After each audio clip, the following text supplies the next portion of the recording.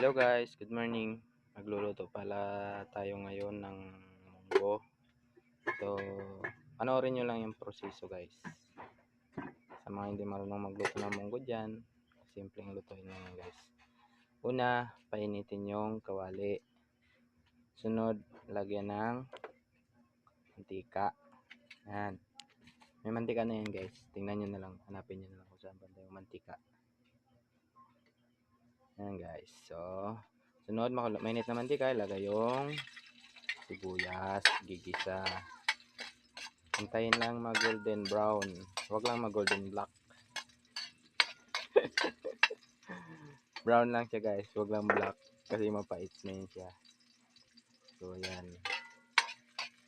Kaluin.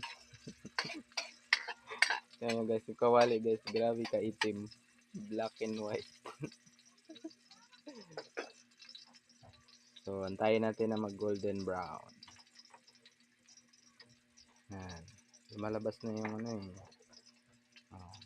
Medyo naga-brown na siya guys. Hindi pa kasi mainit yung mantika, nilagay na eh. Kaya hindi pa nag-brown eh. Kulay green. So, ayan. Okay, haluin lang haluin. Ayan. Sama golden brown. So guys, diba? So,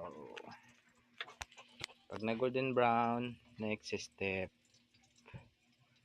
Lagay mo na yung ano, munggo. Pwede na yan. Para maabutan ng video. Maaubos na yung video. Ayan guys. So, yan na. Kukunin na yung munggo.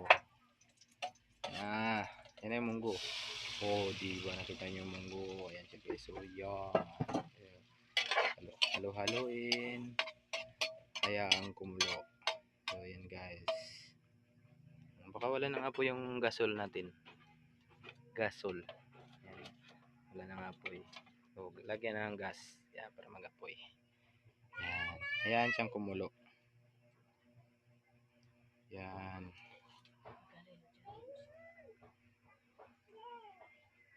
So, ayun siya guys. Yung halo niya guys, malunggay. Hanapin nyo na lang. Wala yatang halo to ng karne. Hanapin nyo na lang. Wala yata eh. Ano lang to. Ewan ko. Magic sarap. Para pampalasa.